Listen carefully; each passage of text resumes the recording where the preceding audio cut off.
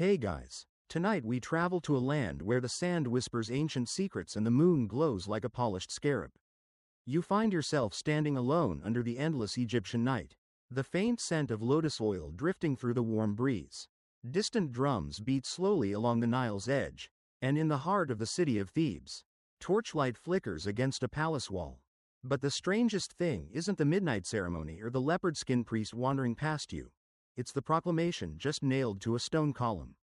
Written in deep, authoritative hieroglyphs, someone translates for you in a hushed voice, eyes wide. By command of the divine Pharaoh Tefnut-Hotep, all beard shaving competitions are henceforth forbidden. Violators shall be subject to exfoliation exile. Yes, exfoliation exile. You probably won't survive this. So, before you get comfortable, take a moment to like the video and subscribe, but only if you genuinely enjoy what I do here. And hey, let me know in the comments where you're tuning in from, and what time it is where you are. Now, dim the lights, maybe turn on a fan for that soft background hum, and let's ease into tonight's journey together. You take a step forward, the gritty ground crunching under your sandals. The streets are restless. You can feel it in the way torches flicker and how the guards at the palace gates whisper nervously among themselves. A law like this? It's not just unusual, it's practically heresy. Beard shaving competitions are more than a pastime here, they're a point of pride.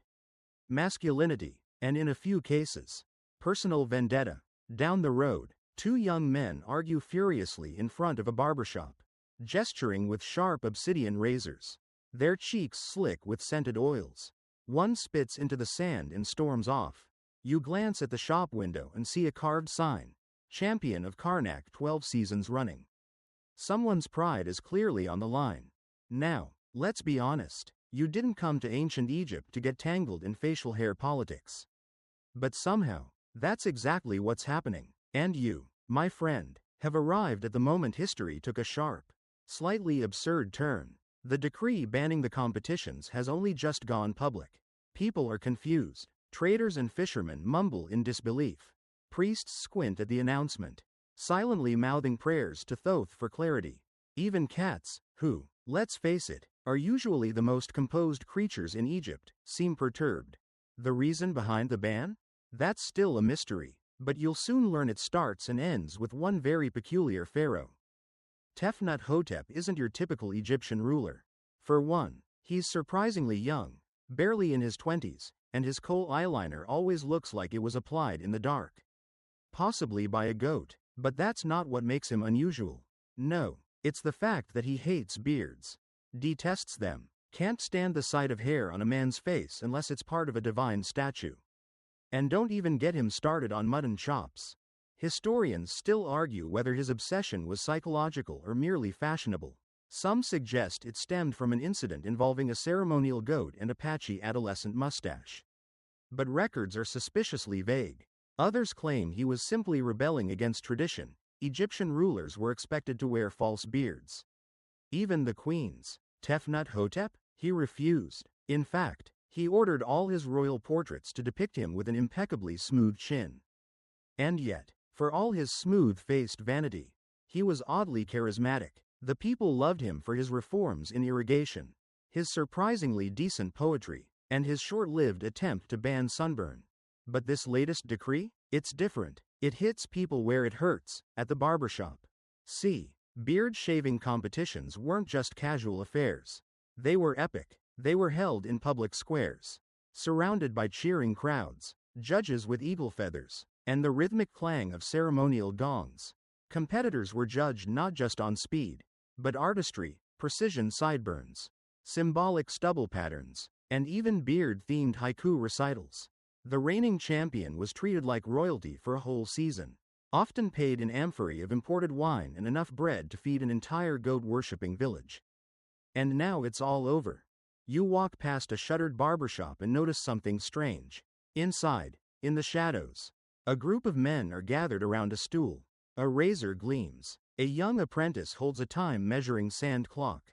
And in the center, a man with an impossibly thick beard is lathering up. You lean closer. A whispered countdown. 3, 2, 1. The razor moves like lightning. Sand slips. Eyes narrow. They're doing it. In secret, underground beard shaving. This, you realize, is more than a simple grooming ritual, it's a revolution waiting to happen. And you're about to walk right into the middle of it. You wake up the next morning to the sound of sandals slapping cobblestone, arguments in the streets, and a very persistent rooster perched on a laundry line. The city hasn't calmed down. If anything, it's buzzing harder than a scribe's quill during tax season. Everyone's talking about it, the ban, the beard shaving competitions, and above all, the Pharaoh. You decide to get a closer look at the man behind the madness. His name is Tefnut Hotep. And yes, it does sound like something you'd name a luxury skincare brand. But back in 1390 BCE, it was the name on every tablet, monument, and sandaled tongue. You slip through the outer gates of the palace with the help of a distracted guard, who's busy plucking at his freshly forbidden goatee. And suddenly you're walking through corridors of alabaster and incense. Pharaoh Tefnut Hotep is holding morning court. He sits lazily on a gold-leafed throne shaped like a lotus bloom, wearing a ceremonial headdress too big for his head and a linen tunic that screams, designed by someone who's never done laundry. But it's his face that grabs your attention. Smooth as marble, not a single hair, not even a whisper of shadow. And he's not smiling. He's ranting about razors. Again. These vulgar contests dishonor the gods, he says, waving his perfectly moisturized hand. What are we, beasts? Do we measure greatness by how swiftly we scrape a man's chin? No, Egypt is civilization. Egypt is elegance. You glance at the row of scribes struggling to keep up. One's just drawing a beard with a giant X through it. Historians still debate whether Tefnut Hotep's obsession was political, religious, or simply the result of a sand flea bite in his youth that left him irrationally angry at follicles. But what's clear is this: he has made it his mission to cleanse Egypt of what he calls barbaric grooming rituals. And it's personal. You hear whispers among the court attendants. Stories of the young prince once entering a junior shaving tournament and cutting himself badly. Of how the palace physician had to wrap his chin for days and how he wept in front of the court artist who was sketching him for a mural. The mural? Never finished. The artist? Reassigned to draw papyrus scrolls. Forever. It was a humiliating event. And some say it scarred him, on the inside. Others insist the real origin lies in a prophecy he once overheard as a child, whispered by an old priestess who claimed, "The one with the smoothest chin shall rule, but only until the beard returns." Whatever the truth, the pharaoh now uses his power to eliminate every trace of facial hair competition from the land. He's even planning a statue, 20 cubits tall, of himself holding a razor aloft like a war trophy. And yet, amid his madness, there's an odd vulnerability. As you linger near the back of the throne room, you notice him rubbing his jaw absent-mindedly, as if unsure, as if wondering what it might be like to just grow it out. Later, you follow him through the palace as he inspects his Ministry of Grooming Purity. It's a small wing of the royal court now tasked with enforcing the new law. Agents in bright white kilts patrol the streets, confiscating razors, shutting down barbershops, and handing out leaflets with images of a crossed-out beard next to a grinning, hairless Tefnut. They even have a slogan: clean chin, clear conscience. You can't make this up. One agent proudly reports the seizure of 12 illegal strops, 4 tubs of forbidden beard wax, and 1 suspect goose feather brush. The pharaoh nods solemnly, as if he's been told the Nile's course has been diverted. And the people? They're confused. Some are amused, others are afraid, but everyone is watching, especially the barbers. You see one of them now, an older man named Menti, standing outside his shuttered shop, arms crossed, eyes like polished basalt. This isn't about razors, he murmurs when you approach. It's about pride, about art, about tradition. He nods toward the palace. He wouldn't know tradition if it danced across his chin in curls. Menti used to be a champion himself. Years ago, he tells you about the golden age of beard shaving, when crowds would gather by the river, and the best barbers were treated like priests. We trained for years, hands steady as stone. It wasn't just shaving, it was poetry. And now? Gone. Outlawed. Replaced by paranoid palace guards checking for unauthorized stubble. You leave Menti and stroll toward the Nile. Along the riverbank, Kids reenact beard competitions using reeds and mud, laughing until their parents scold them. You hear one father mutter, "May the gods forgive us if he bans bathing next." But the most surprising reaction comes from the temples. In the House of Life, one of Egypt's great centers of learning, you overhear a heated debate among scribes. Some argue the ban is blasphemy. Others claim it's a spiritual cleansing, a return to ancient purity. One dusty elder flips through scrolls, muttering, "Even Osiris wore a beard, and he was dead." You chuckle, quietly. You're not entirely sure that scribe isn't being watched. Back at the palace, Tefnut-Hotep prepares for a public announcement. There's talk of a new holiday, Smooth Chin Day. It'll involve parades, cucumber facials, and a nationwide oath to remain free of follicular folly. But as the sun sets and the red haze rolls in over the pyramids, you feel it, tension, a low hum, not just from the people, but from the city itself. Like the land is holding its breath. Something's about to shift. The morning air is sharp with the scent of crushed mint leaves and heated oils. You're back in the heart of the city, where the streets twist between sandstone buildings and canopies stretch over shopfronts like lazy sails. But your feet take you somewhere specific today, somewhere sacred to the people of Egypt, and now forbidden by royal decree. The barbershops. Yes, plural, because in ancient Egypt, barbershops aren't just places to freshen up or complain about chariot traffic.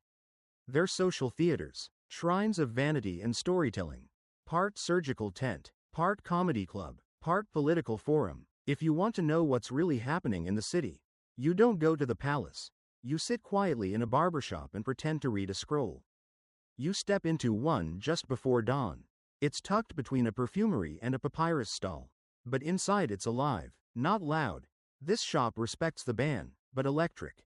A row of chairs lines the wall, polished to a shine by generations of anxious thighs.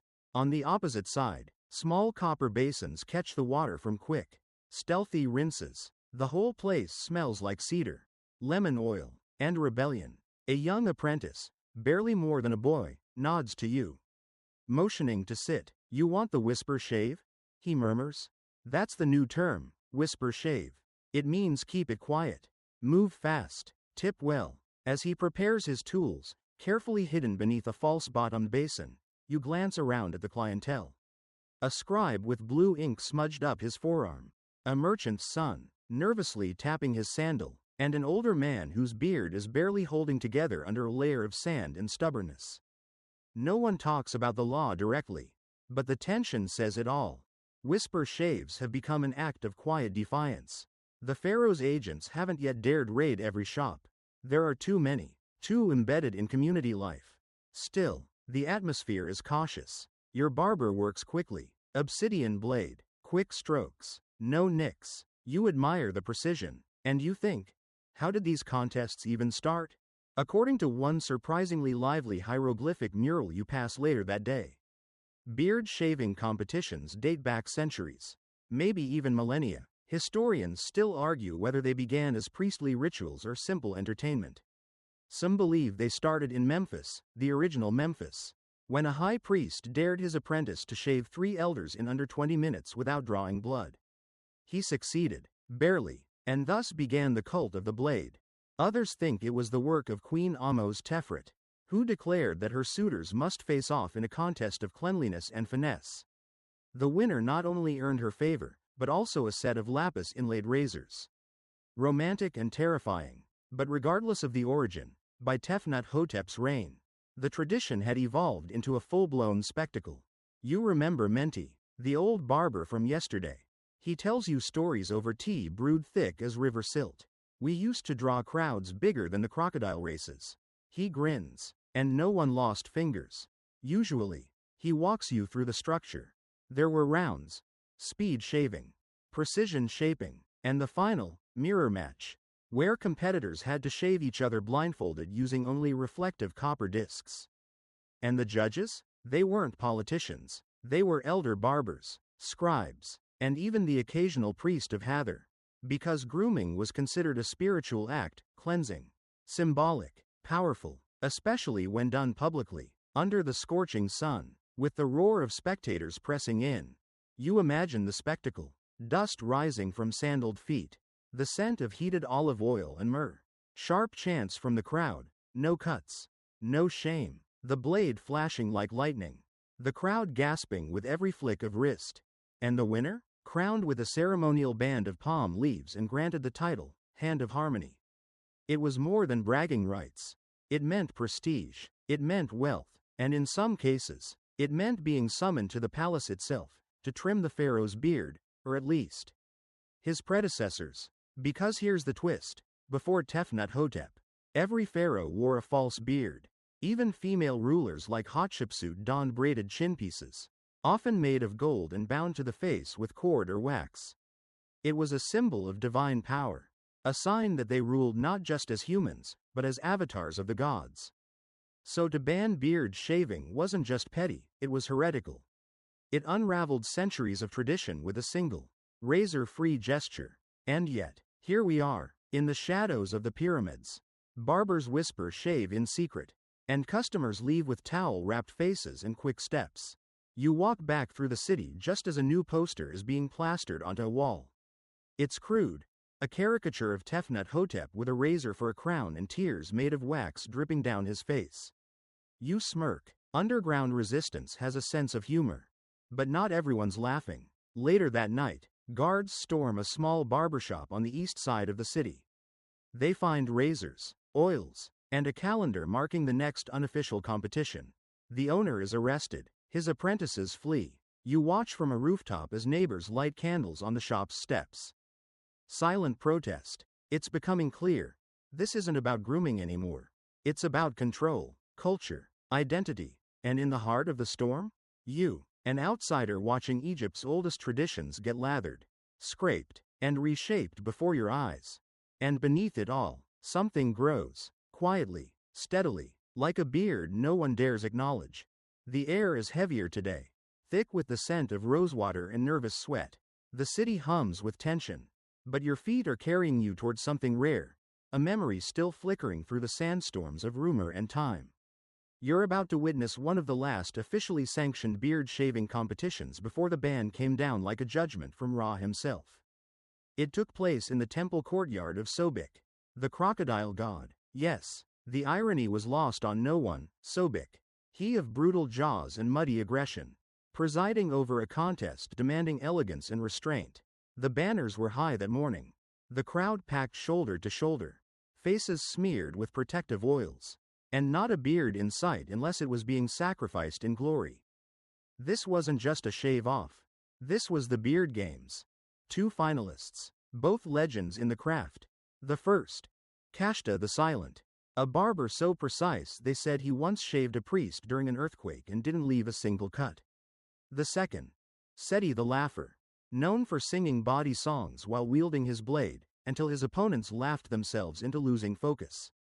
You squint from the sidelines as temple dancers clear the space. A ring of braided rope marks the contest floor. Incense curls skyward, and 3 high priests raise the ceremonial gong. The rules are simple.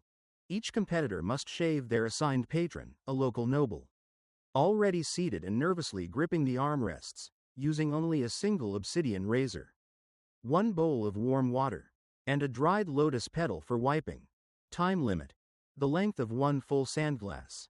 Stakes. Enormous. The gong sounds. Kashta moves like a whisper. No wasted motion, no flourish, just clean, gliding strokes. Methodical and calm. Seti, by contrast, performs. He flourishes the blade, winks at the crowd, hums a tune about a honeyseller's daughter. His patron is laughing. So are you. And yet, despite the theatrics, he doesn't falter. His lines are smooth, his pace controlled. You glance at the judges, 3 older barbers, a temple scribe, and 1 skeptical midwife who's clearly seen worse. They watch with narrowed eyes, scoring each flick of the blade, each rinse, each petal dab. Historians still argue whether this event tipped the scales, whether what happened next truly pushed Tefnut-hotep over the edge. But here's what everyone agrees on. It was the blood. Kashta, focused and meticulous, reached for a fresh stroke when a beetle, drawn by the incense, buzzed past his nose. Just a twitch, a breath, and his hand shifted. A nick, not deep, but visible, a bright red bead welling up on the nobleman's cheek. The crowd gasped. The noble yelped like a kicked jackal. And Seti seized the moment. With one final spin of his wrist and a theatrical wipe of the blade, he completed his shave, clean as moonlight. The crowd erupted. The judges conferred, nodded grimly, and raised Seti's hand. But Kashta stood frozen, staring at the droplet on his client's face like he'd just drawn blood from a sacred statue. Later, in private, someone whispered that the noble's cut became infected, that he claimed a curse had entered his blood through that single nick, that he petitioned the Pharaoh to ban these dangerous contests.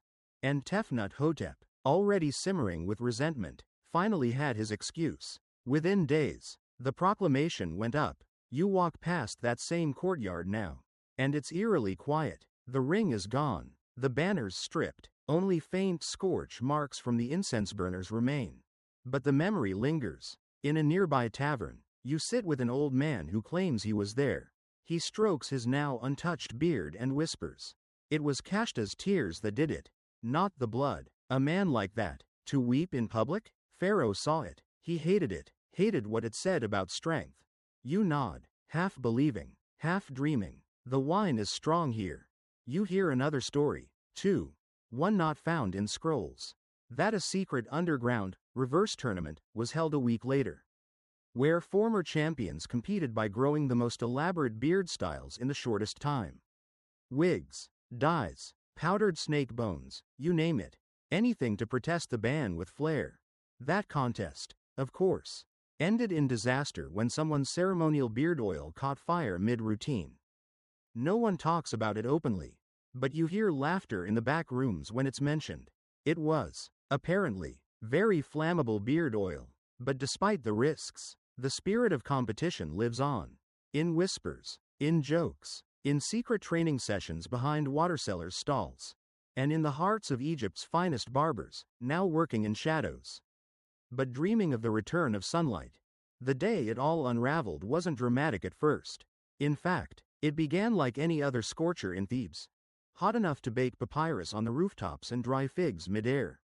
You're walking past the market of Thoth, where spice traders fan themselves and cats lurk in the shade, plotting their next conquest. Nothing feels particularly revolutionary. Then, a bell rings. Not a temple gong, not a cattle bell, a shaving bell. You freeze. From the far end of the market, you hear the faint, unmistakable rhythm of ceremonial clapping, slow, precise, punctuated by a high whistle.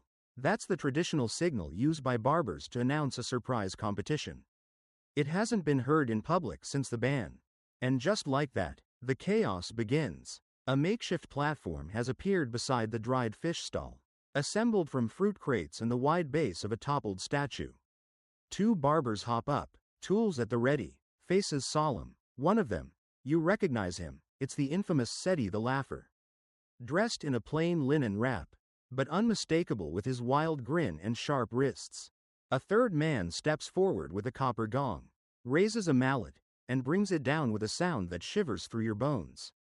The beard-shaving games are back, illegally, defiantly, and loudly. The crowd surges forward. You find yourself swept up in it, elbows brushing against gossiping merchants and gasping children. Someone hands you a date cake. Someone else shouts, "May the cleanest chin prevail." Someone else yells, "Down with the moisturizer king." Seti launches into action. His blade flashes. His apprentice tosses water. His client, an older man with laugh lines and trembling hands, sits still as an obelisk, trusting him completely. But the real drama comes from the edge of the market. Tefnut-Hotep's enforcers. They arrive in pairs, wrapped in white linen like sanctified statues, each wearing the now infamous razor medallion that marks them as members of the grooming purity guard. These are not subtle men. They carry scrolls and soapstone clubs. The crowd parts. Some boo. Some cheer ironically, but most just hold their breath. The barbers don't stop. Seti completes his shave just as the enforcers climb the platform. He bows. The crowd erupts. Then a voice, young, loud, angry. You dare defy the command of Pharaoh Tefnut-Hotep? You half expect the razor to be dropped, the crowd to scatter, the rebellion to fold. But instead, Seti grins, flourishes the blade, and answers, "I defy bad fashion and worse legislation." You wince. It's a great line. Also a terrible idea. The enforcers leap forward. Seti tries to run, but trips on a crate. The razor flies. A gasp cuts through the air sharper than any blade. The client, still seated, gets nicked. Again. Second time in public. Different barber. Same result. And this time, it's all being watched. Because at the corner of the market, flanked by anxious nobles and 3 very pale scribes, is Pharaoh Tefnut-Hotep himself. Yes, he's come in person. You only realize it when the crowd parts just enough for you to glimpse the gleam of his sandal buckles and the ridiculous smoothness of his face, now gleaming with sweat, and maybe something else. Rage. No one moves. Then, slowly, methodically, the pharaoh steps forward, climbs the platform, and addresses the crowd. "What is this?" he begins. If not madness, you brace yourself for a dramatic punishment. You expect someone to be thrown into a pit of eyeliner or forced to watch his statue be carved with sideburns. But instead, the pharaoh turns, looks at Seti, and says something no one expects. "Was the blade sharp?" Seti blinks. "Yes, your radiance." "And the cut?" "Tiny. Surface. Barely a whisper." Pharaoh nods. Then sighs. Then, out of nowhere, gestures to his own cheek. "I still remember mine." And just like that, the crowd forgets to breathe. Historians still argue whether this moment was genuine, a flash of humanity, or calculated theater. But in that second, Tefnut-Hotep's face softens, only for a blink, then it hardens again. This is why the law exists. He continues, not to punish the skilled, but to prevent foolishness masked as tradition. And with that, he turns and leaves. But the crowd doesn't forget. The rumor spreads faster than a plague on river rats. The pharaoh admitted to being cut. The pharaoh remembers. He's not invincible. He's not untouched by blades or fear. By nightfall, underground beard games are multiplying. You find one behind a brewery, another at the edge of the necropolis, using polished sarcophagi as mirrors. Even a women's salon hosts a reverse shave, where volunteers glue on goat hair and practice delicate trimming. The band still stands, but the wall? It's cracking. And in the center of it all, Seti the Laugher sits in a tiny jail cell, humming his shaving song and carving a tiny razor into the stone with a fishbone. You watch, just for a moment, and feel it. This is the moment things begin to change. The edge of a blade, the slip of a hand, and a pharaoh caught watching his own reflection in public. All unraveling, all real. You find yourself in the hush of twilight now, deep within the palace of lotus fragrance, a name that sounds relaxing. But don't be fooled, this place is anything but. Behind the alabaster columns and lotus-scented fountains, behind the painted murals of victories and sun gods, lies something far more fragile, a 20-something pharaoh pacing in silk slippers, haunted by a past no decree can erase. Pharaoh Tefnut-Hotep's private chambers are nothing like the grand throne room.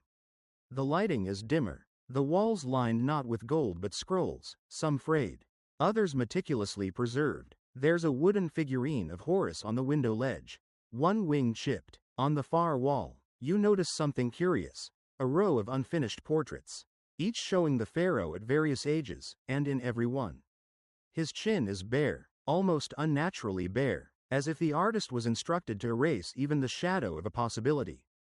Tefnut-Hotep enters the room, alone, robes askew, jaw tight. You trail him silently. He pours wine, not for show but as if he needs it. He doesn't notice you watching. You're a ghost in his world now, a shadowy companion drifting through the remnants of his pride. He mutters to himself, pacing before a polished bronze mirror. And that's when you hear it. They laughed. 2 words, soft, bitter. They laughed when it wouldn't grow. He sits, heavy and sudden, as though a decade of confidence just peeled away. He takes the mirror in both hands and holds it up, not admiring himself, but searching. There's no beard, of course. Not a hair. He smooths his chin, again and again, not out of vanity, out of fear. Turns out, there's a story buried beneath the makeup and proclamations. You follow the thread backward, through whispered court stories and a few temple fragments nearly lost in translation. The boy pharaoh, raised in a palace thick with expectation. His father, Menmot the Radiant had a beard so immaculate that poets wrote odes comparing it to cascading obsidian. His mother wore a braided false beard during ceremonies and expected her son to carry on the sacred symbol. But when young Tefnut turned 15 and still couldn't grow more than 3 defiant chin hairs, let's just say, it wasn't considered divine. One story, still traded behind fans by palace servants, describes a disastrous feast in his teen years. The crown prince appeared wearing a false beard, too large, slipping at odd angles. A noble's son pointed, laughed. The whole table followed. The crown prince fled. Historians still argue whether this moment was exaggerated over the centuries. Some say it never happened. Others claim it was far worse, that the prince tried to glue the beard to his chin with date paste and it melted mid-dance. Either way, the boy learned that vulnerability is dangerous, especially when your entire kingdom sees facial hair as a mark of legitimacy. And so, when he took the throne, he didn't just outlaw beard shaving competitions out of pettiness, he did it to control the narrative. To ensure no one could laugh at the very thing he feared most, being seen as less than a man. But the trauma didn't end with mockery. You wander past the back of his chamber, where a hidden alcove reveals a faded relief carving. Tefnut, a teenage version, stands before a shrine, hand outstretched, reaching for the ceremonial beard of Osiris carved above. But his hand doesn't touch it. His fingers are centimeters away. The gap carved intentionally by an artisan, perhaps under orders, a symbolic failure, immortalized in stone. Tonight, as the Pharaoh wrestles with memory, he doesn't call for servants. He doesn't summon guards. He just pours another cup of wine and murmurs. What if I had let them shave me again? What if I had competed? The unspoken answer drifts in the silence. You might have lost. Or worse, won, and bled. At some point, he opens a small drawer in his ivory writing desk. Inside lies a single item wrapped in purple silk. You watch as he unfolds it. A razor. Old, worn, obsidian edge dulled with time. A relic of his youth. Maybe the very blade from his ill-fated junior tournament. He holds it for a long time, then places it gently back, as if it's a sacred relic, both curse and comfort. You feel a strange softness for him in that moment. The Pharaoh, feared by thousands, is still just a boy terrified of looking foolish. Meanwhile, outside the palace, life doesn't pause. Barbers whisper his secrets in coded jokes. Children draw bearded stick figures in the dirt and say, "That's the Pharaoh, in disguise." The people are starting to see him differently, not as a god, but as someone insecure enough to rewrite history for the sake of his jawline. The queen, you'll learn later, has noticed this too, but tonight, the Pharaoh remains unaware of what brews beyond his scented walls. He's too caught in the memory of that first cut. The blood, the laughter, the shame. And you're right there with him, feeling every unshaved inch of his grief. The temples of Thebes are unusually quiet tonight. Not empty, gods don't sleep. After all, but subdued. Like someone pressed a finger to the lips of the entire divine realm and whispered, "Something's coming." You drift toward the temple of Anhur, god of war and grooming. Yes, grooming, a lesser-known aspect, but scribes from the late 18th dynasty record that Anhur's priests anointed their beards with lion fat and scented ash before battle. Symbolic warfare and self-care, two things that should never mix, but somehow do. The priests inside the temple are restless. You slip through a side entrance, brushing past hanging reeds and sandstone carvings. In the center of the courtyard stands a statue of Osiris, bearded, serene, unmoved by mortal drama, and at his feet, 3 priests are deep in debate. If we allow this law to stand, hisses one, we insult the gods. Osiris wears the beard not as vanity, but as eternity. Another scoffs. The Pharaoh is divine. Brother, if he shuns the beard, perhaps it is we who must evolve. Evolve? The third barks? Or submit? They don't see you. You're good at vanishing into torchlight now. But their words echo with consequence. Historians still argue whether the priesthood truly opposed the beard-shaving ban or merely postured for influence. But one thing is certain. Ancient Egyptian priests were guardians of tradition. They were also skilled manipulators, more bureaucrat than mystic by this point. And the beard, especially in divine iconography, was a symbol of eternity. not fashion. To remove it was to flirt with cosmic imbalance. You make your way into the scroll chamber, where brittle papyri whisper secrets of older dynasties. One fragment, half burned, mentions a bearded eclipse, an omen linked to rulers who defy grooming customs. Supposedly, it foretells downfall, or at least a nasty rash. In a private alcove, a priest named Hecanefer meets secretly with a woman in a gold-hemmed robe. You recognize her instantly. The queen. She's speaking low, urgently, and Hecanefer leans in, brows drawn. I tell you, she says. His dreams are worse. He wakes shouting about blades and mirrors. I've hidden the bronze. Hecanefer nods. Then the curse is near. Curse? You lean closer. It turns out there's an old temple story, a fringe tale. Not widely believed but rarely ignored, that warns of what happens when a pharaoh declares war on the beard. They call it the curse of the shaven moon. Supposedly, a pharaoh once shaved the ceremonial beard from the statue of Osiris to impress a visiting emissary. Within a week, he was dead, his face locked in a grimace, as though struck by divine embarrassment. The queen, clever and composed, doesn't admit belief in curses. But you can tell she's worried. Not about spirits, but about perception. If the temples turn against her husband, the people may follow.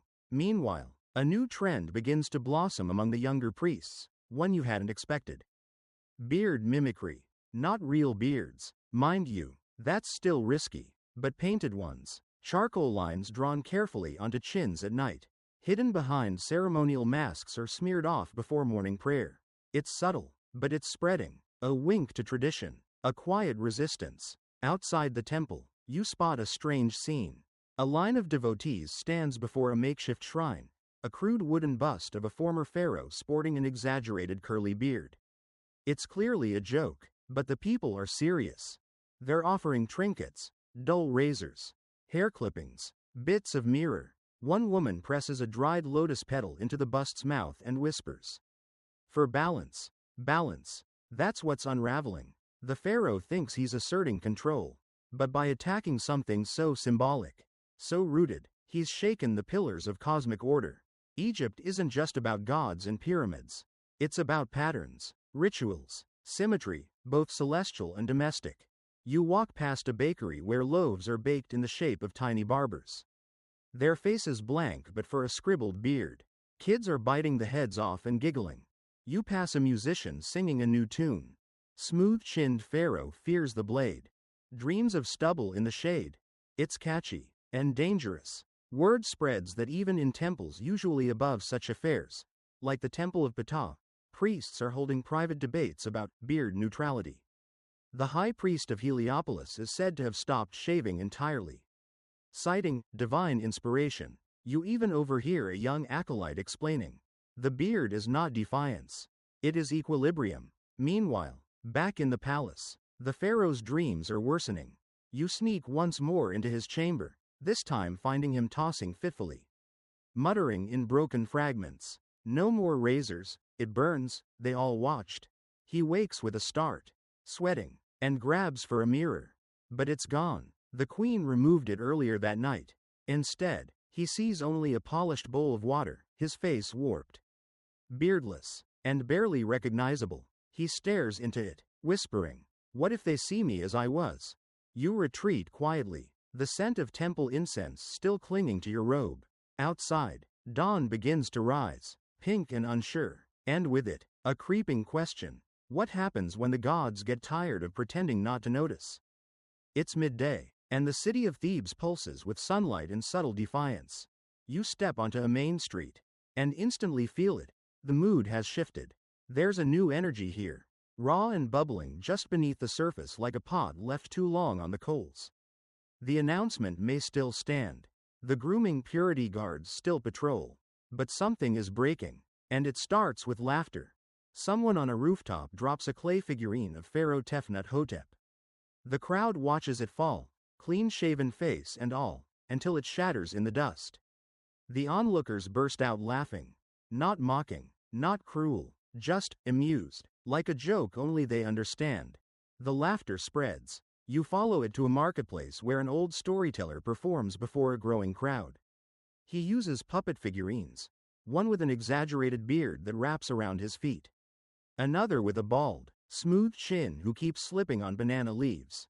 The beard master speaks. The old man declares. He says, "Let your stubble fly free." Roaring applause. Make no mistake, these are protests. But this is Egypt. They do it with flair. No angry mobs, just satire, parody songs, bearded dolls, whispered jokes. The queen? She's not stopping it. You learn she's started slipping coins to artists who include historical bearded figures in public murals. Nothing overt, just subtle background touches. In one, Imhotep holds a razor. In another, a line of gods, all with mighty beards, looks downward, toward a kneeling figure in a linen robe. Unnamed, but obvious. It's her way of guiding the people, without challenging the pharaoh directly.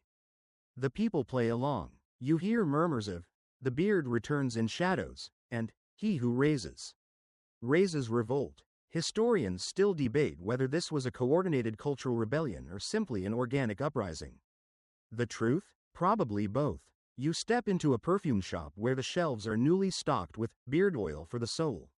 A salesboy winks and whispers, "Guaranteed to grow hair or faith." You buy a bottle. It smells like figs and civil disobedience.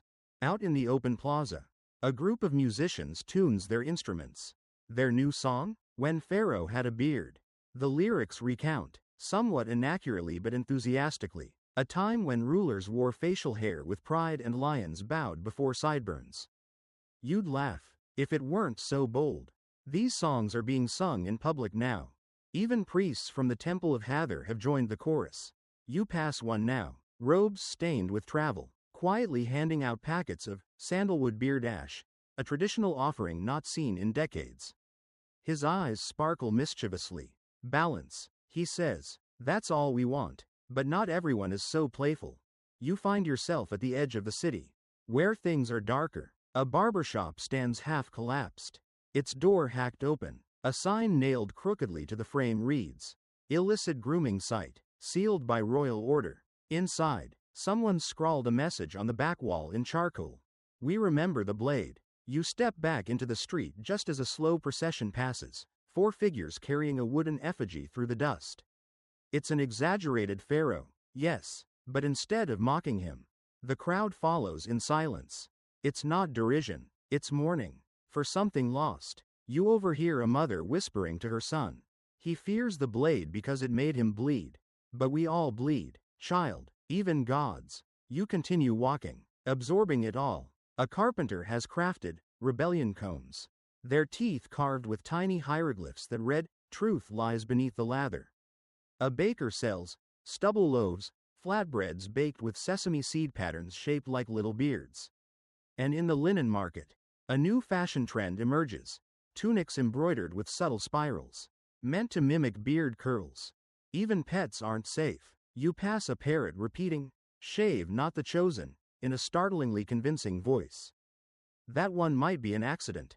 Still, it's catchy. At the Palace of Lotus Fragrance, the pharaoh senses something is wrong. You sneak past a patrol of guards lounging against the gates, too distracted by nearby protesters offering free beard balm. Inside, you catch a glimpse of Tefnut Hotep pacing, lips tight, eyes darting toward the window. He can hear it, the crowd singing, the city buzzing, the tide shifting. He issues a new decree that night, an attempt to regain favor. From now on, all portraits of past pharaohs are to be inspected, and any depictions of facial hair reconsidered for historical accuracy. A squad of royal painters is dispatched across the city, ordered to gently smooth the chins of history. But it's too late. By morning, 3 murals have already been defaced, beards re-added in thick, muddy lines. One even has a caption beneath it in scratchy demonic script. "History shaves back." You chuckle despite yourself. Egypt may be ancient, but the pettiness is timeless. And the people? They're done hiding. The movement is no longer underground. It's in the sand, the songs, the spices. The city speaks now, not in rebellion, but in rhythm. And every stroke of resistance leaves a mark, like a fine razor gliding just close enough to remind you. Some traditions, once nicked, only grow stronger. By now, you know to expect a certain rhythm in Thebes, an ebb and flow of incense, rumor, and tiny revolutions. But today, there's a different current running beneath the surface. A quieter one, sharper, more calculated. It begins with silk. Not just any silk, imported silk. Rare, pale lavender, the color of royalty and sly defiance. You spot it first wrapped around the wrist of a palace attendant. A woman moving too quickly for someone supposedly carrying nothing more than a tray of rosewater. Then again, everything the queen does is calculated. Her name is Nephretta, and though the public sees her as soft-spoken and ceremonial, behind the palace walls she's something else entirely, a strategist with the patience of a priest and the precision of a barber mid-stroke. She's been watching her husband crumble. The sleepless nights, the twitch in his left eye whenever someone says the word, cut. His latest edict banning mirrored surfaces larger than a palm leaf? That one made even the court jesters pause. So the queen begins her own campaign. Not loud, not theatrical, elegant. You enter the palace's lesser courtyard under the guise of a falcon delivery service, don't ask. And there she is, standing in dappled light, wrapped in a gown embroidered with fine, dark curls, beard curls. At first glance, it's just an elaborate spiral pattern. But you see it now. Everyone does. One of the handmaidens whispers.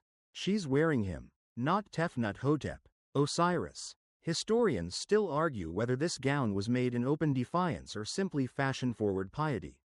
But what they agree on is that the effect was immediate. Whispers flew. Women at court began copying the style, draped linen with subtle curved embroidery along the neck and sleeves. Others added scented oils traditionally used for beard softening, applied now to wrists, to lips, to necks. When questioned, they smiled and said, "We honor the gods. But it's more than fashion. It's a message. We remember." The queen takes it a step further. During a temple visit, she, accidentally, drops a carved comb, polished ivory, clearly ceremonial. A priest picks it up. Carved into the back is a phrase. To deny the beard is to unright the gods. Subtle, deniable, devastating. In private, she begins meeting with influential figures, nobles, high-ranking wives, favored tutors, not to plot a coup. No, just to talk, to remember the balance. You trail her one evening to a rooftop terrace overlooking the Nile. She speaks in low tones with a merchant's daughter. The girl asks, "Is it true the Pharaoh once cried when he cut himself?" The queen's smile is soft, but her words are steel. "We all cry. Some of us just learn how to do it in silence." She sips her wine, turns to the view, and adds, "But remember, power isn't in the razor. It's in knowing when not to use it." Elsewhere in the city, this quiet resistance grows. Fashion houses, yes, Egypt has them, begin offering limited, Goddess Osiris, collections.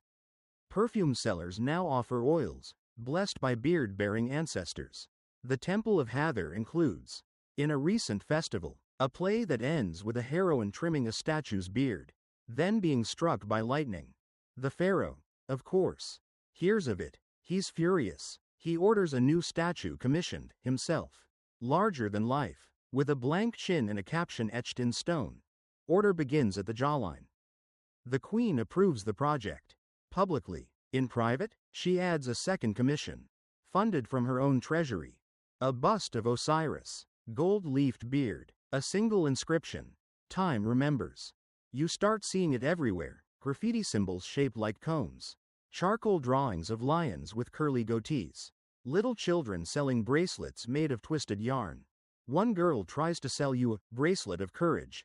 It's just beard thread tied in a loop. You buy 5. You pass a wall where someone's etched a new message in small, tidy glyphs. The queen whispers what the pharaoh cannot hear. The grooming purity guard tries to crack down. They confiscate tunics, raid private dinners. At one gathering, they arrest a noblewoman for carrying a sandalwood pouch shaped like a beard braid.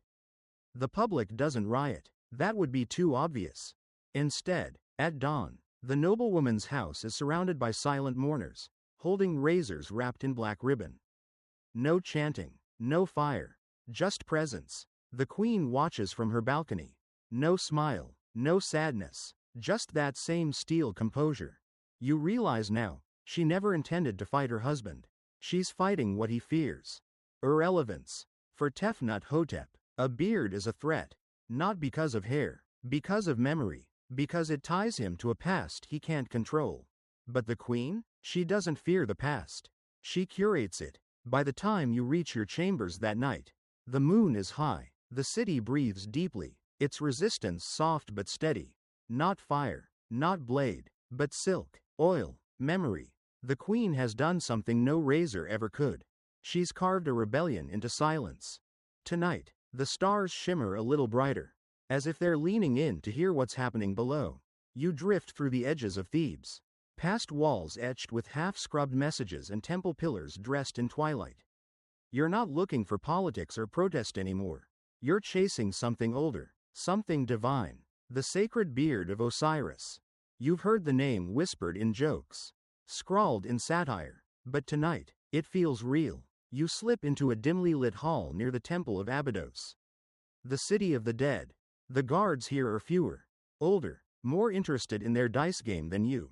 Inside, incense burns low, curling in spirals that match the reliefs carved into the limestone. And there he is, Osiris, carved 10 feet tall, regal, timeless, and unmistakably bearded. The beard isn't just decoration. It's central, long, thin, pointed, bound with gold bands, curving forward like a hook to pull time itself. A divine beard, untouched by blades or vanity. A priest approaches, robes loose, sandals quiet. His name is Thammon, and he's one of the temple's last surviving beard tenders. A title so specific you wonder if someone made it up to dodge tax duties. But no, he's real. He speaks softly. The beard is not fashion. It is continuity. You ask what he means, and he gestures toward Osiris's face. To remove the beard is to break the line between worlds. Osiris grew it not to look strong, but to remain, to move through death and be recognized. The gods do not forget the shape of their own. You sit with that for a moment. It makes sense in a weirdly cosmic way. We mark time by what endures. A scar, a wrinkle, a beard. Thammon walks you through the rituals. Each solstice, the priests of Osiris used to anoint the god's beard with sacred oils made from blue lotus, fig sap, and a pinch of crushed meteorite. Yes, meteorite, a gift from the stars. Thammon says with a shrug, like it's no big deal. The ceremony was called the binding of the eternal chin. I'm not kidding. It involved chants, gold-threaded cloths, and the symbolic combing of the statue using a tool passed down for over 400 years. It used to take hours. He says, no one dared rush it. But now, the ceremony's cancelled, officially postponed until doctrinal clarity returns. Which is priest code for Pharaoh said no. Still, some of the rituals continue, quietly. You're allowed to see one. In a small side chamber, lit only by a single flame in a bronze bowl. A group of elder priests sits cross-legged in a circle. In the center is a bearded mask of Osiris, placed gently on a linen cushion. One by one, they touch it, not to worship, but to remember. Thammon whispers, even gods need caretakers. Historians still debate whether these rituals had any real spiritual significance or were just tradition for tradition's sake. Some say the beard of Osiris was symbolic of seasonal cycles, like crops. It returned and faded. Others believe it linked him to older Mesopotamian deities with similar bearded iconography. A few fringe scholars insist the beard was hollow and contained sacred scrolls. But you don't need scrolls to know this. To the people of Egypt, the beard matters, not just as hair, but as history, identity, survival. And that's exactly what Tefnut-hotep doesn't understand. He's tried to rewrite divine memory, to flatten the curve of culture into something safe and chin-shaped. But in doing so, he's triggered something older than protest, a deep-seated reverence that no razor can cut. You leave the temple in silence. Outside, the streets are quieter tonight, but you see signs. A clay pot for sale at a merchant's stall bears the face of Osiris, and his beard is painted with shimmering black glaze. In a weaver's shop, a boy hums a lullaby about stars hiding in your beard. You see a beggar holding a mirror with a single word scratched on the back: return. Even the cats seem to be growing out their whiskers in solidarity. You walk past a shrine to Anubis and find a new offering, a comb placed among the candles. Deliberate, bold, The people aren't just pushing back against the Pharaoh. They're reaching for the divine. You hear murmurs that priests in other cities, Memphis, Heliopolis, even Elephantine, are re-anointing their Osiris statues without approval. That some temples are recarving erased beards back into the murals using coal dust and honey. Not permanent, but stubborn. And in one corner of the city, someone has painted a full mural, Osiris standing over Tefnut-Hotep, not in violence, but in pity, offering him a braided beard. Beneath it, in tiny script, all are worthy to wear memory. You can't help but wonder, what would the Pharaoh think? Standing here, would he laugh, rage, break, or would he remember? The air feels different in the foreign quarter tonight, cooler, tense, like everyone's watching the door and waiting for something they can't name. You've come here on a hunch. Whispers in the market said foreign diplomats have been stirring something up. And while that usually means trade arguments and overly fragrant cheese, this time, it's beards. Yes, beards. Again. You duck into a winehouse near the edge of the quarter. Inside, it's smoky and dim, and there's a faint scent of sea salt, Phoenician. Traders and emissaries line the low tables, speaking in a dozen tongues. And at the center of it all sits a man so hairless. He looks sculpted from candle wax. That's no accident. His name is Sinu Kesh, an envoy from a coastal kingdom where facial hair is considered uncivilized. His robe is spotless, his head shaved to a sheen, and his chin gleams like a pearl in the lamplight. Next to him sits another envoy, this one from the Hittites, stroking a modest, well-oiled beard with a little silver clasp at the tip. They're drinking from the same cup. The Hittite leans over and chuckles. Your Pharaoh's new laws are quite fashionable. No? Perhaps he takes after you. Sinu Kesh lifts his glass and replies. He takes after logic. Hair distracts. Smoothness reveals truth. You watch their exchange, heart quickening. You knew something was off. But this? Spies. Or worse, influencers. Turns out, this whole shaving crusade may not be purely internal. Historians still argue whether foreign diplomacy played a direct role in Tefnut-Hotep's grooming obsession, or whether envoys merely encouraged something already there. But one papyrus record, unearthed in a burned merchant's office, contains a suspicious gift log. To His Divine Highness, 5 jars of imported aloe, 2 Phoenician razors, 1 polished chin mirror, and a letter of admiration from the bald prince of Sidon. Coincidence? You listen closely as Sinu Kesh continues. The Pharaoh thinks the beard threatens his power. Yes, but more than that, it ties him to the old world. The stiff world. We offer him escape, simplicity. You realize this isn't just cultural difference. This is a campaign. And it's not just about style. You recall what Thaman the temple priest said, that the beard is continuity. To cut it isn't just a personal choice. It's a break from divine lineage, from memory, from stability. Foreign powers know this. You follow Sinu Kesh's attendant through the side streets and find yourself in a private garden, tucked behind a guest house. There, under a fig tree heavy with fruit, you spy documents laid out on a woven mat, maps, sketches, sealed letters. One shows Egypt's royal lineage, dozens of pharaohs with prominent beards sketched over their faces. Tefnut-Hotep's is blank, a red X slashes across the page, and a note beneath. Isolation begins with the mirror. You feel a chill, because it's working. Across Thebes, artisans now offer smooth masks, modeled after the pharaoh's likeness, chin tucked, lips tight, absolutely hairless. They're marketed as divine simulacra. People are buying them, not many, but enough. You spot one mask at a noble's banquet later that week.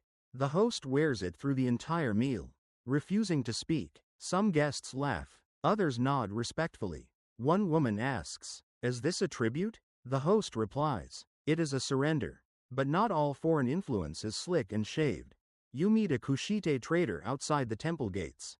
His beard is thick, glorious, braided with gold threads. When he speaks, his voice rumbles like distant thunder. "We don't fear memory," he says, "only men who do." He's heard of the pharaoh's ban.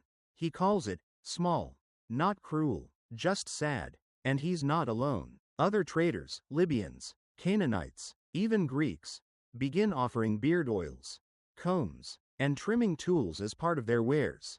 They market them as relics of the ancients. One stall even boasts a sign, endorsed by Osiris himself. Probably, the grooming purity guard attempts a crackdown.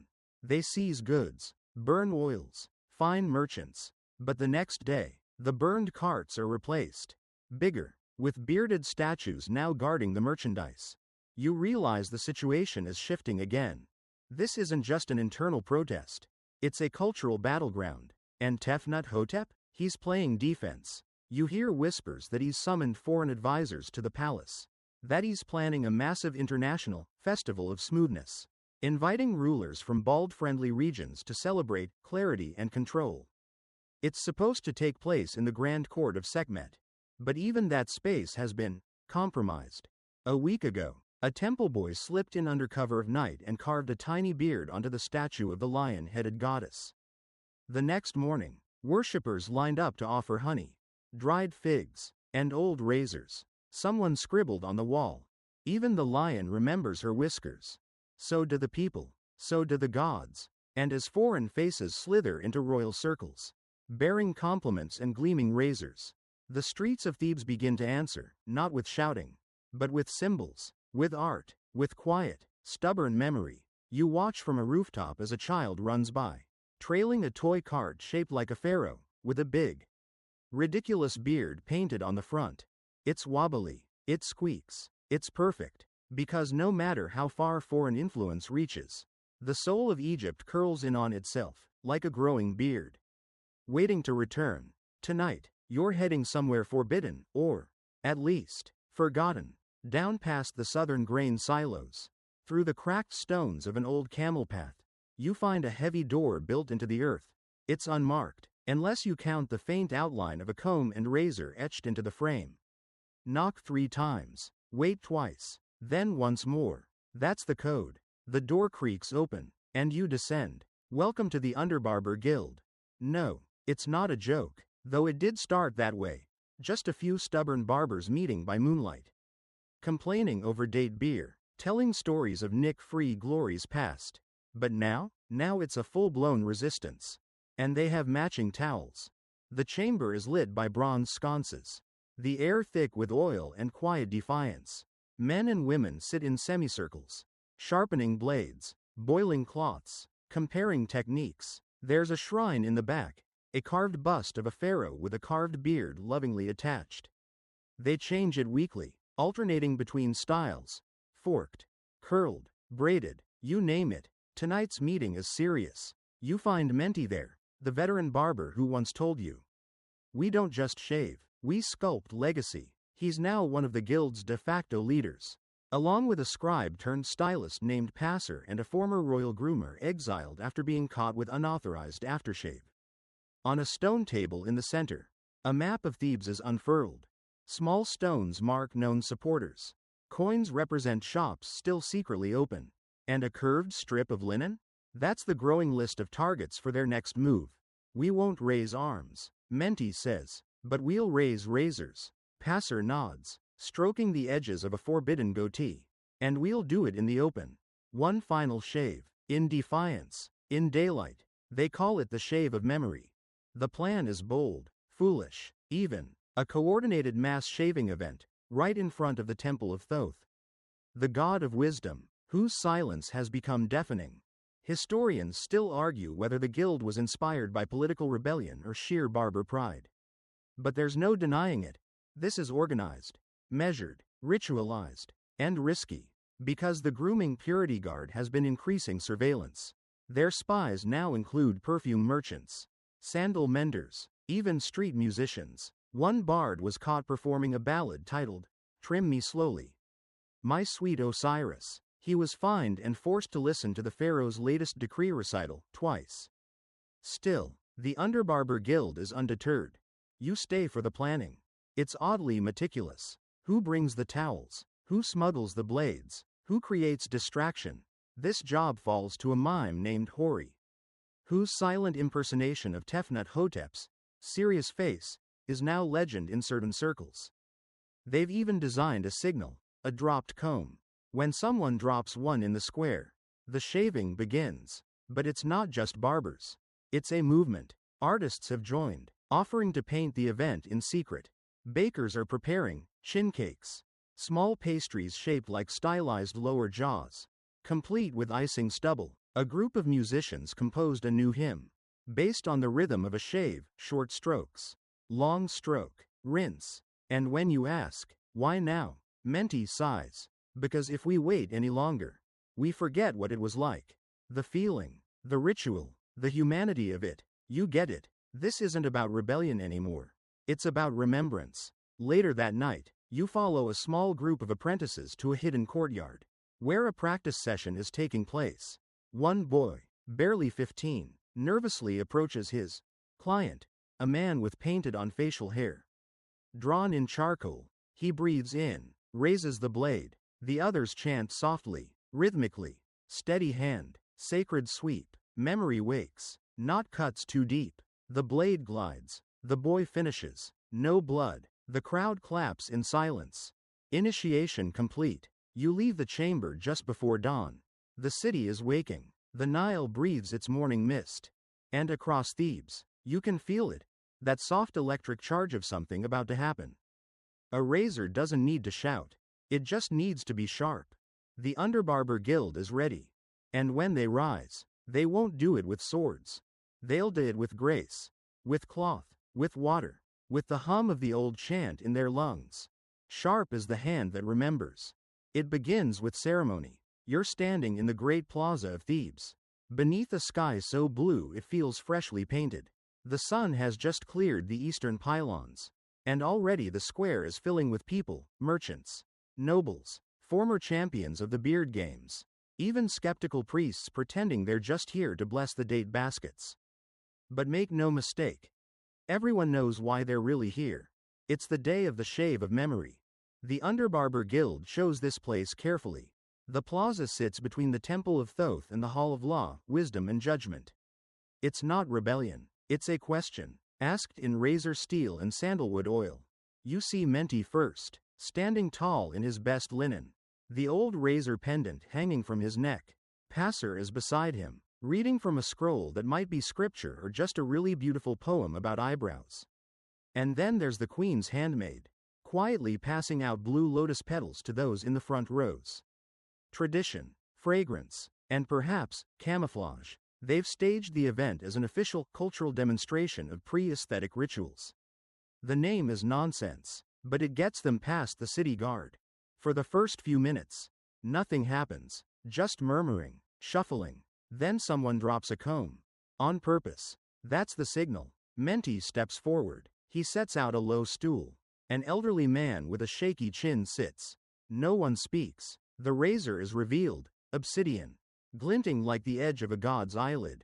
And with a single stroke, history shudders. The sound is soft, sharp, but it cuts through the plaza like thunder.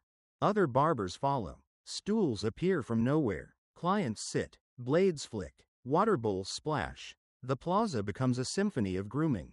And then the crowd begins to chant, not loudly, not with defiance, just softly, steadily. We remember. We remember. You look around. Some people are weeping, others smiling. One child raises a toy razor and pretends to join in. It's beautiful. Until the scream. Treason. The grooming purity guard storms in. A wall of linen and righteous fury.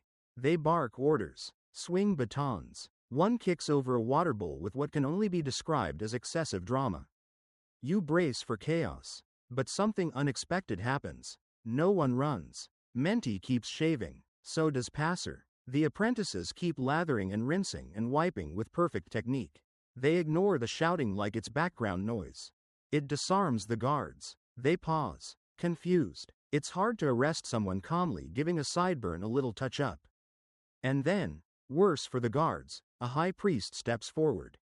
Not just any priest, the one from the Temple of Ptah. He's wearing a ceremonial false beard and carrying a scroll.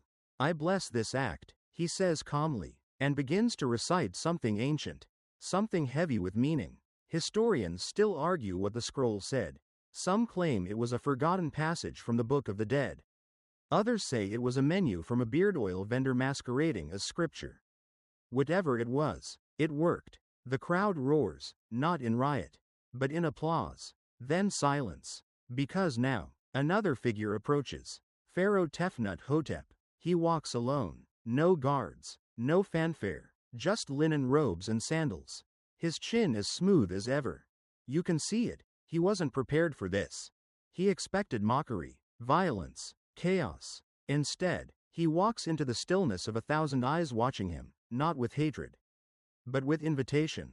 One of the barbers offers him a stool. Everyone waits. 1,000 heartbeats suspended like dust in sunlight. And then, he laughs. Soft, broken. He says nothing, just raises a hand in refusal.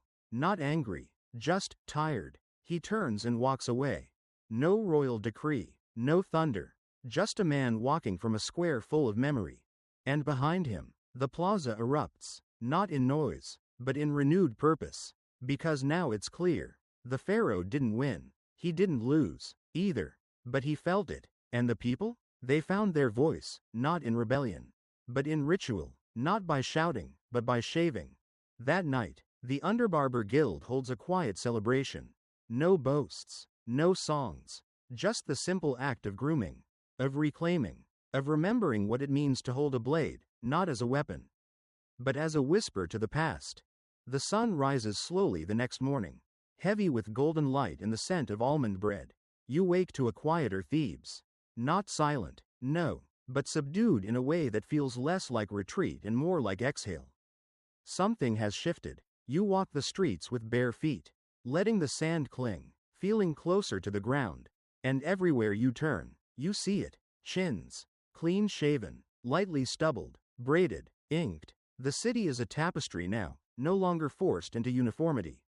Some choose smooth, others embrace the curl, and most, they simply smile at the choice itself. But peace, as it turns out, is never granted, it's negotiated. Atop the western bluff, the palace guards are in formation. Nothing hostile, just polished. Alert, the grooming purity guard still exists. Though some members have taken to trimming their own beards, for spiritual reasons. You're not sure if it's defiance or irony. Inside the palace, Pharaoh Tefnut-hotep is preparing for a public ceremony, the reaffirmation of harmony. His advisors call it a necessary gesture of control. His queen calls it an overdue haircut. In spirit, you're granted access to the preparations. And there he is, Tefnut-hotep, chin still smooth, but calmer now. His eyes hold less fire, more reflection. He's draped in ceremonial white, with just the faintest border of gold thread shaped like a comb. Intentional? Probably not, but meaningful, nonetheless. He addresses his court before stepping onto the palace balcony. I have heard the people, he says. Simple, no apology, but no threat either. He goes on. Egypt thrives when it remembers. And when it chooses. Today, we celebrate not beards, not razors, but the right to honor both. A pause. Then, from a side door, a servant enters, carrying a statue. It's new, or at least, newly modified. It's Osiris, classic stance, arms crossed, staff and flail in hand. But this time, his beard is detachable, magnetic. Someone whispers. You nearly choke. The statue is symbolic, equal parts satire, sincerity, and diplomacy. The message is clear. Legacy is flexible. Faith doesn't fear a little styling. Historians still debate whether this act was brilliant compromise or desperate damage control. The people? They seem amused, satisfied. In the square, a new kind of event is unfolding. The shave-off showdown. Yes, they're calling it that. But this one's different. It's not a competition in the old sense. No judges. No rankings. No glory. Just pairs of barbers working together in front of small crowds. One shaves. One shapes. Then they switch. A ritual of collaboration. You see Menti guiding a new apprentice through a tricky jawline. Passer offers poetic commentary. The cheek is a scroll. The blade, your stylus. Someone tosses a fig at him. He bows. Even the queen is there. She stands beside a stall offering scented oils and embroidered beard wraps.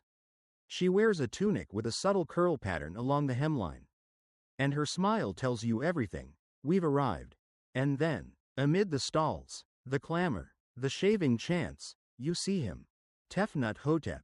He's standing alone. No guards. No announcements. He approaches a stool, sits. A young barber steps forward, hands shaking, but eyes steady. The pharaoh lifts his chin. And the barber begins shaping. Not shaving, not removing, shaping. The softest shadow of a beard. Enough to be noticed, not enough to be mocked. A middle path, an olive branch made of hair. The crowd holds its breath.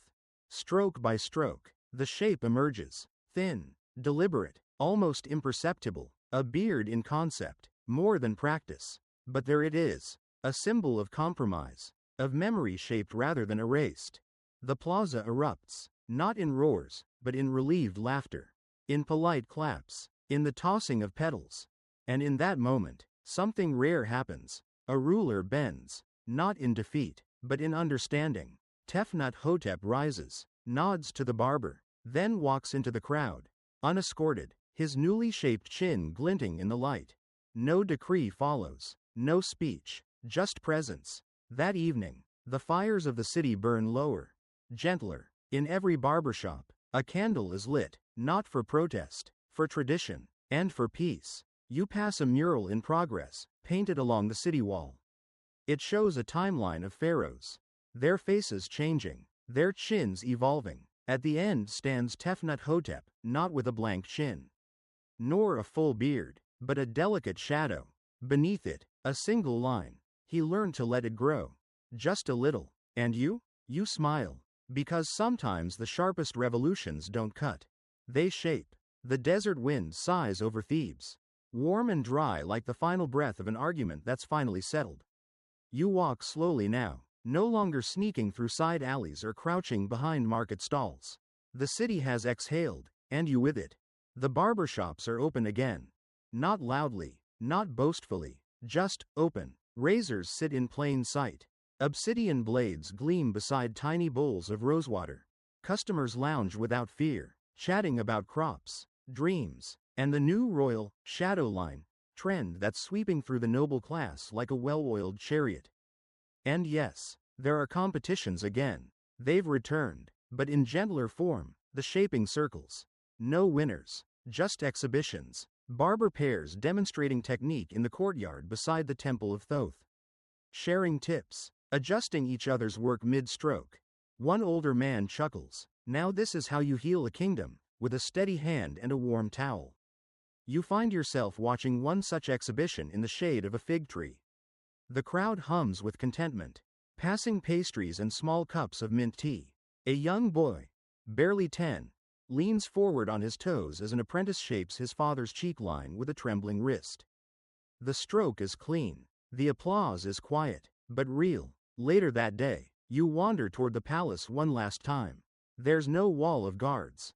No dramatic proclamations. Tefnut Hotep now walks the corridors like a man who has stepped off a pedestal and found the floor surprisingly welcoming. He holds council again, this time with temple priests, merchant leaders, and yes, even Menti, who wears his best robe and doesn't bow quite as deeply anymore.